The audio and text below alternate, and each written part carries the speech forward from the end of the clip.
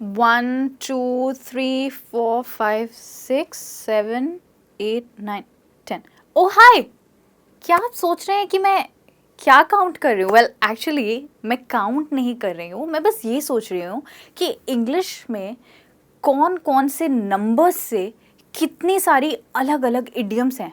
That's right, जैसे कि 9 to 5 job, to be in two minds, 6 feet under the grave, oops, well, ये सारी idioms हैं English में जो अलग अलग नंबर्स से बने हैं। तो आइए शुरुआत करते हैं आज के लेसन की, जहां आप सीखने वाले हैं English idioms from English numbers. My name is Michelle and you are watching me on Learnex, जहां हम सीखते हैं इंग्लिश थ्रू हिंदी।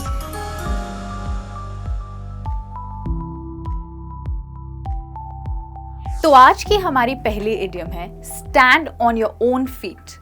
इसका मतलब होता है अपने पैरों पर खड़ा होना, यानी कि इंडिपेंडेंट होना, जिसको हम कहते हैं आत्मनिर्भर होना। एक एग्जाम्पल देखते हैं। Shashank will be better of if he leaves home and stands on his own feet. Shashank के लिए यही बेहतर होगा कि वह घर से बाहर निकले और अपने पैरों पर खड़ा होए। इसका मतलब है कि शायद वो अपने लिए जॉब ढूंढे, अपने लिए घर ढूंढे और खुद इंडिपेंडेंट और रिस्पॉन्सिबल बने। तो ये है हमारा आज का पहला idiom, stand on your own feet. हमारा सेकंड इडियम है टू माइंड्स। वेल, इसको हम कहते हैं to be in two minds. इसका मतलब होता है दुविधा में होना, यानी किसी चीज़ के बारे में आप जब श्योर नहीं हैं, उसके लिए आप कह सकते हैं to be in two minds. जैसे कि आप कह सकते हैं I am in two minds about accepting this job offer. मैं इस नौकरी को स्वीकार करने के बारे में दुविधा में हूँ, यानी मैं अभी श्योर नहीं हूँ। एक तरफ मुझे लगता है कर लेनी चाहिए और एक तरफ मुझे लगता है नहीं करनी चाहिए। हमारा नेक्स्ट इडियम है it takes two to tango. Well, इसका सिंपल हिंदी वर्जन है एक हाथ से ताली नहीं बजती, मतलब कि गलती कभी भी सिर्फ एक इंसान की नहीं होती। इसका एक एग्जाम्पल देखते हैं। Your son blames my son for their fight at school, but it generally takes two people to tango. तुम्हारा बेटा हमेशा मेरे बेटे को स्कूल में लड़ाई के लिए दोषी ठहराता है, लेकिन आमतौर पर एक हाथ से ताली नहीं बजती। ओके, यहाँ पर उन्होंने टैंगो बोला है क्योंकि टैंगो एक तरह का डांस है जिसमें दो लोगों की ज़रूरत होती है। हमारा नेक्स्ट इडियम है kill two birds with one stone. इसका मतलब है एक तीर से दो निशाने, यानी एक चाल से दो समस्याओं का हल करना। ओके, एक एग्जाम्पल देखते हैं। I drop you off on the way to work, we'll kill two birds with one stone. मैं तुम्हें काम पर जाते हुए ड्रॉप कर दूंगा, हम एक तीर से दो निशाने मार देंगे, यानी कि मैं काम पर भी पहुंच जाऊंगा और तुम ड्रॉप भी हो जाओगे। हमारा नेक्स्ट इडियम भी टू नंबर्स से है और वो है two peas in a pod. Well, इसका सिंपल ट्रांसलेशन है एक फली में दो मटर, जिसका मतलब है कि दो लोग जो दिखने में बिल्कुल समान हैं। जैसे कि Sita and Gita are twins, you can't tell the difference between them, they are like to peas in a pod. Sita और गीता जुड़वा हैं, आप उनके बीच का अंतर नहीं बता सकते। वह एक फली में दो मटर के समान, यानी कि वो इतने मिलते हैं कि जैसे दो मटर के दाने हों, क्योंकि आप बता नहीं सकते कौन सा ये है और कौन सा वो है। हमारा नेक्स्ट इडियम दोस्तों ज़ीरो से है। Right, zero in on. इस मुहावरे का मतलब होता है किसी चीज़ को गहराई में समझना। जैसे कि आप कह सकते हैं scientist are trying to zero in on a cure for cancer, यानी कि कैंसर के इलाज ढूंढने के लिए वैज्ञानिक उसे गहराई से समझने की कोशिश कर रहे हैं। आप ये भी कह सकते हैं I need to zero in on this problem, यानी मुझे इस मुश्किल के बारे में गहराई में सोचना पड़ेगा। दोस्तों, हमारा नेक्स्ट इडियम है dressed up to the nines. तो जब किसी ने बहुत स्मार्ट और ग्लैमरस कपड़े पहने हो, यानी बहुत शानदार कपड़े पहने हो, तो आप कहेंगे he is dressed to nines, यानी कि वो बहुत ही अच्छा लग रहा है। एक एग्जाम्पल देखते हैं। I have to be dressed to the nines at this party. मुझे आज रात की पार्टी में बहुत शानदार और ग्लैमरस कपड़े पहनने हैं।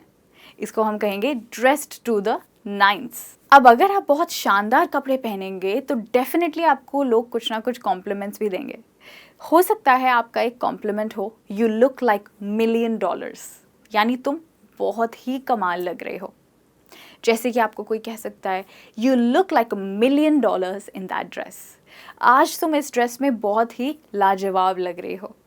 तो यहाँ पर हमने मिलियन का इस्तेमाल किया एक इडियम बनाने के लिए।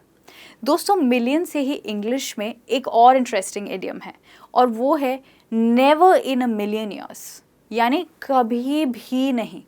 ओके तो इसके लिए आप कह सकते हैं never in a million years did I think that she would break up with me. मैंने कभी भी नहीं सोचा था कि वो मेरे साथ ब्रेकअप कर लेगी।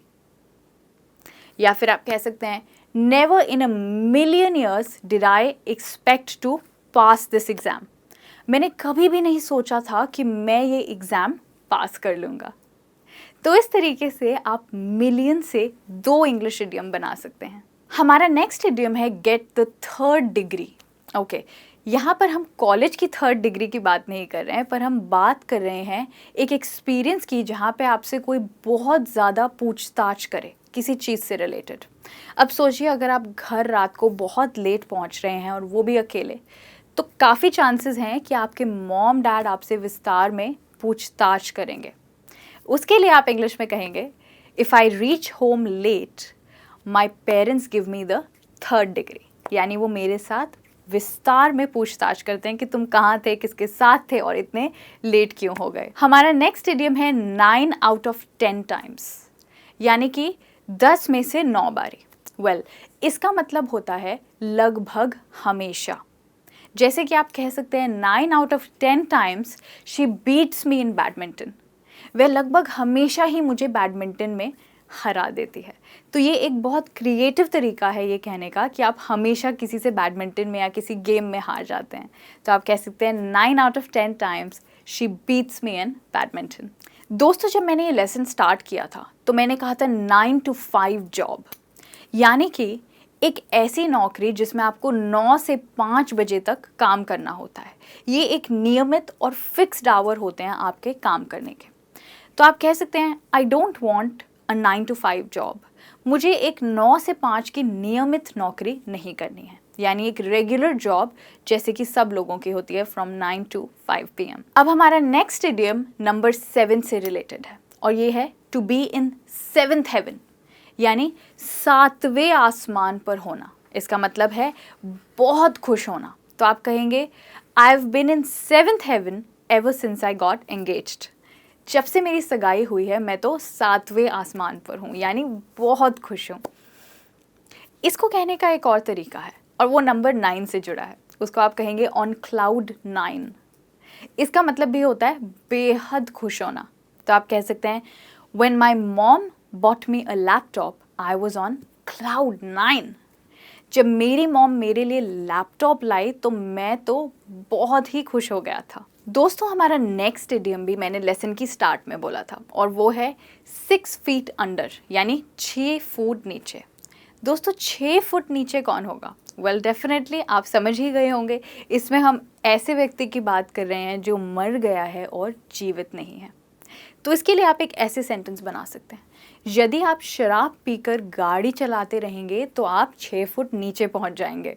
If you continue drinking and driving you will be 6 feet under. और दोस्तों, अगर आप ड्रिंक करते हैं तो उससे जुड़ी एक और इडियम है जो नंबर से रिलेटेड है और वो है हैव वन ओवर द 8, यानी 8 से ज़्यादा ड्रिंक्स पी लेना। मतलब कि कोई व्यक्ति बहुत ड्रंक है तो उसके लिए आप कह सकते हैं from the way he is walking it's obvious he had 1 over the 8, यानी जिस तरीके से वो चल रहा है इससे सबको पता चल रहा है कि वो ड्रंक है। और दोस्तों, हमारा आज का लास्ट इडियम है बैक टू स्क्वायर वन, यानी ऐसी जगह पहुंच जाना जहां से आपने शुरुआत की थी। ओके तो अगर आपने किसी एग्ज़ाम की तैयारी की है और आपको पता चले कि आपका जो एग्ज़ाम है वो किसी और सब्जेक्ट का है, तो आपके साथ क्या होगा? वेल, आपको सारी प्रैक्टिस और सारी तैयारी दोबारा करनी पड़ेगी और उसे आप कहेंगे I am back to square one, यानी मैं जहाँ से शुरू हुआ था वहीं पे पहुँच गया, मतलब मुझे सारी मेहनत रिपीट करनी पड़ेगी। तो दोस्तों, ये है हमारे आज के लेसन की इडियम्स, जिसमें सारी इडियम्स जो आपने सुनी हैं उन सब में आपको कोई ना कोई नंबर मिला है। That's right. तो अब इन नंबर्स को याद रख के आप इन इडियम्स को भी याद रख सकते हैं। सो आई होप ये नंबर्स से रिलेटेड इडियम्स आपके लिए काफ़ी यूजफुल रहेंगे और आप इन्हें अपनी डेली कॉन्वर्सेशंस में भी ऐड कर पाएंगे। Thank you so much for watching this lesson. I will see you soon. Till then, take care. Bye.